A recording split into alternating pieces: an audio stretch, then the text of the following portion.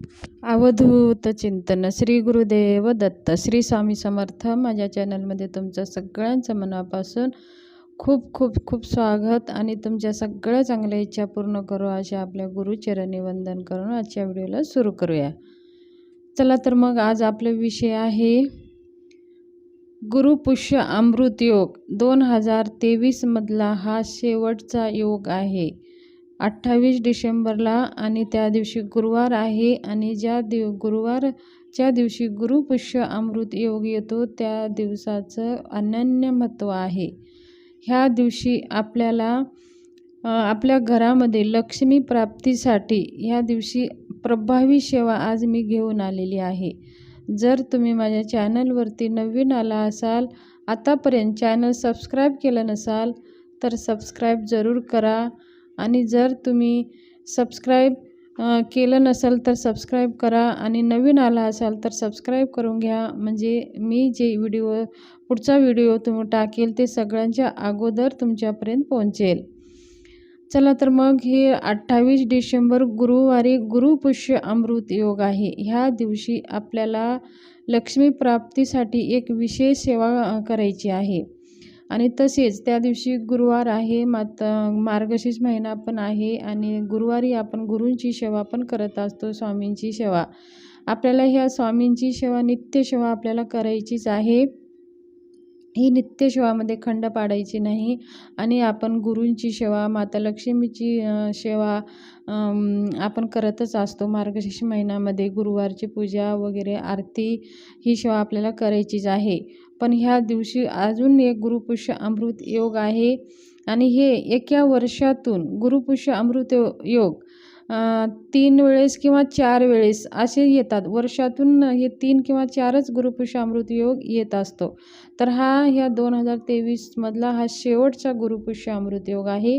ह्या दिवशी आपल्याला काही चांगले कार्य करायचं असेल तर ह्या दिवशीपासून आपण सुरुवात करू शकता किंवा सोने आपल्याला खरेदी करायचे असेल तर ह्या दिवशी गुरुपुष्य अमृत योगवर जे काही सोने खरेदी केले जातात त्यांचे खूप काही म्हणजे आपल्याला त्याचा फायदा होतो आणि ते शुभ मानलं जातं. तर म्हणजे ह्या तिथीमधला म्हणजे गुरुपुष्य अमृत योग मधून हा शुभ योग आहे.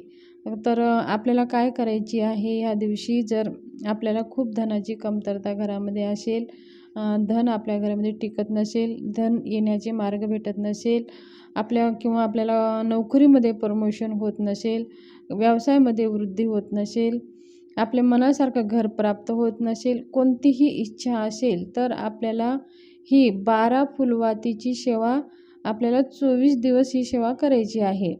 आता समजा ही सेवा करताना तुम्हाला मासिक धर्म आला असेल तर हे 5 दिवस स्किप करायचं आहे. 6व्या दिवशीपासून ही सेवा करायची आहे.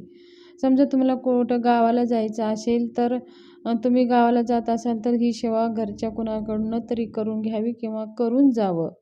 समजा खूपच अडचण असेल तर ही सेवा जेवढे दिवस तुम्ही गावाला गेलात तेवढे दिवस जर खंड पडले तर ती पुढे आपण चालू करावे. आणि ही सेवा करताना आपल्याला शुद्ध गाईचा तूप लागणार आहे आणि आपल्याला ज्या वेळेमध्ये आपण सेवा करतो तर रोज त्याच वेळेमध्ये ही सेवा करायची आहे. आता गुरुपुष्य अमृत योग कधीपासून चालू होत आहे तर गुरुवारी म्हणजे बुधवारची रात्री 1:05 हा योग चालू होतोय आणि ते पहाटे 5:30 वाजेपर्यंत हा योग आहे. तुम्ही कॅलेंडर बघून घ्या. प्रत्येक कॅलेंडरचे प्रत्येक टाईम अलग अलग असतो. म्हणजे आम्ही आता पुण्यामध्ये असल्यामुळे आमच्या कॅलेंडरवरती टाईम अलग दाखवणार. तुम्ही जर नागपूर इकडं असाल तर तिकडच्या कॅलेंडरवरचं टाईम थोडंसं 5-10 मिनटं इकडं तिकडं होत असतो. तर हे आपल्याला रात्री बुधवारची रात्री म्हणजे 12च्या नंतर गुरुवार हा सुरुवात होते. तर गुरुवारी रात्री 1:05 हा गुरुपुष्य अमृत योग सुरू होतो. तर पहाटे 5:30 वाजेपर्यंत हा योग आहे. तर आपल्याला ह्या योगामध्येच ही सेवा करायची आहे. आणि बघा ह्यावेळेस गुरुपुष्य अमृत योगचं रात्री आलेली आहे. तर आपल्याला रात्री किंवा पहाटे 4 वाजता उठून ही सेवा आपल्याला करायची आहे. आपल्याला काय करायचं आहे, अशी फुलवात्या घ्यायची आहेत. आपल्याला एक फुलवात घ्यायची आहे आणि जर आपल्याकडं चांदीची पणती असेल तर पणतीमध्ये लावायचं आहे किंवा पणती नसेल तर तुम्ही पितळाची पणती घेऊ शकता किंवा ते दीपावलीला जी पणती आपण घेतात ती पण घेऊ शकता.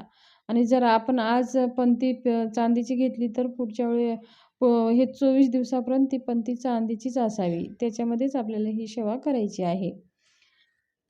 तर आपल्याला एक फुलवात घ्यायची आहे, शुद्ध तूप घालायचं आहे आणि माता लक्ष्मीला संकल्प करायचा आहे. थोडंसं पाणी हातामध्ये घेऊन आपण धनप्राप्तीसाठी कशासाठी ही सेवा करता, तुमचं नाव गोत्र सांगायचं आहे आणि संकल्प तुम्ही कशासाठी सेवा करता हे माता लक्ष्मीला सांगायचं आहे. आणि 24 दिवसाची मी ही सेवा करत आहे. माझ्या घरामध्ये माझी सगळी इच्छा पूर्ण व्हावं, तुमची इच्छा सांगायची आहे, पूर्ण व्हावं म्हणून मी सेवा करत आहे, म्हणून ते पाणी तांब्यात सोडून द्यायचं आहे. मग आपल्याला एक वाती घ्यायचं आहे, तूप टाकायचं आहे आणि ती वात प्रज्वलित करायचं आहे. पहिल्या दिवशी एक वात घ्यायची आहे, दुसऱ्या दिवशी 2 फुलवाती घ्यायची आहेत आणि तूप घ्यायचं आहे. तिसऱ्या दिवशी 3, चौथ्या दिवशी 3 फुलवाती, 5व्या दिवशी 5 फुलवात्या. म्हणजे असे 12 दिवसापर्यंत आपण एक फुलवाती वाढत 12 दिवशी 12 फुलवातीपर्यंत असे वाती वाढवायचे आहेत. मग आता 13वा दिवस आला तर आपल्याला 12 फुलवात्या घ्यायच्या आहेत. म्हणजे 12-12 फुलवाती हे 2 दिवस घ्यायचे आहेत, 12व्या दिवशी आणि 13व्या दिवशी. मग 13व्या दिवशी 12 घ्यायची आहे आणि 14व्या दिवशी आपल्याला 11 फुलवाती घ्यायची आहेत. म्हणजे असं उतरता क्रम, जसं आपण चढता क्रम 12पर्यंत नेला, मग नंतर 12पासून उतरता क्रम 1पर्यंत. म्हणजे असे हे 12 24 दिवसाची ही सेवा आपली आहे. तर मग ही फुलवाती लावल्यानंतर फुलवाती लावल्या आपल्याला श्रीसूक्त आपल्या नित्यसेवा ग्रंथामध्ये आहे. श्रीसूक्त एक वेळेस फलश्रुतीसहित आणि व्यंकटेश्वर स्तोत्र संस्कृतमध्ये आहे नित्यसेवेमध्ये, ते एक वेळेस वाचायचं आहे. लक्ष्मी गायत्री मंत्र 16 वेळेस, विष्णू गायत्री मंत्र 16 वेळेस, नवार्ण मंत्र 16 वेळेस आणि कुबेर मंत्र 16 वेळेस. हे सगळे मंत्र आपल्याला आपल्या नित्य ग्रंथामध्ये भेटून जातात. तर हे सगळे मंत्र म्हणायचं आहे. आणि शेवटीला आपल्याला सुरुवात करण्याच्या आधी एक वेळेस श्री स्वामी समर्थ मंत्राची जप आपल्याला करायची आहे. आपण माता लक्ष्मीची सेवा करताना गुरूंला विसरायचं नाही. आपल्याला बघा, देव एखादी वेळेस जरी कोपला तरी पण चालेल, पण गुरु जर कोपले तरीही आपल्याला देव सावरू शकत नाही आणि देवांची कृपा होत नाही. म्हणून देवांची थोडीशी सेवा आपल्याला कधीतरी चुकली तरी चालेल, पण गुरूंची सेवा आपल्याला आवर्जून करायची आहे. आणि गुरु जर कोपले देव नाही तारू शकत आणि देव कोपले तर गुरु तारतात. मग एवढं सामर्थ्य आहे गुरुमध्ये. म्हणून आपण कोणतीही सेवा करण्या अगोदर आपण स्वामींची एक माळ आपण आवर्जून करायची आहे आणि बाकीच्या ह्या सेवा असे क्रमांकास म्हणायचे आहेत. आणि हे दररोज आपल्याला 24 दिवस ही सेवा करायची आहे. तुम्ही ही सेवा करून पहा. हा 2023 मधला हा शेवटचा गुरुपुष्य अमृत योग आहे आणि ह्या दिवशी तुम्ही गुरुपुष्य अमृत योग ही रात्री सेवा आहे, तर पहाटे करा किंवा 1च्या नंतर तुम्हाला ही सेवा करायची आहे. ह्या सेवेचे खूप छान अनुभव आहेत. ही म्हणजे खूप काही माझ्या नातेवाईकांनी पण केले आणि मी स्वतः केलेली आहे. ह्या सेवाचा रिझल्ट खूप छान आहे आणि मग आपल्या घरामध्ये ज्या शक्य नव्हत्या त्या गोष्टीसुद्धा आपल्यासोबत घडायला लागतात. एवढं अनुभव, एवढं सामर्थ्य आहे ह्या सेवेमध्ये. तर तुम्ही करून पहा. तुमच्या जीवनामध्ये बदल नक्की, म्हणजे 100% ह्या सेवेमुळे तुमच्या जीवनात बदल घडेल. आणि ही अनुभव सिद्ध सेवा आहे आणि ही सेवा करताना शुद्ध तूपच लागेल. गाईचं शुद्ध तूप असेल तर खूपच अतिउत्तम. समजा गाईचं नसेल तर तुम्ही म्हशीचं पण घेऊ शकता, पण तेल वापरू नका आणि शुद्ध तूपच वापरायचं आहे. आणि ही वात आपण लागल्याच्या नंतर जे वात उरलेली आहे, फुलवात लावल्यानंतर पूर्ण जळत नाही कधी कधी, आणि जळाली तरी त्याची काजळी राहते. तर आपल्याला हे 24 दिवसाची ते काजळी एकत्र एका डब्बीमध्ये किंवा पेपरामध्ये जमा करायचं आहे आणि शेवटच्या दिवशी आपल्याला ते वाहत्या पाण्यामध्ये विसर्जन करून टाकायचं आहे. आपण जसं इकडं तिकडं टाकून देत असतो, तर असं न करता हे आपल्याला नदीमध्ये किंवा एखाद्या आपल्याला पायदळी येणार नाही असं किंवा एखाद्या मोठ्या असं वडांच्या झाडाखाली किंवा पिंपळाच्या झाडाखाली ते अर्पण करून द्यायचं आहे. तर ही छोटीशी माहिती होती, तुमच्याशी शेअर करायची होती. माझी माहिती कशी वाटली कमेंट बॉक्समध्ये कमेंट जरूर करा. जर माहिती आवडली असेल तर हा व्हिडिओ तुमच्या फॅमिली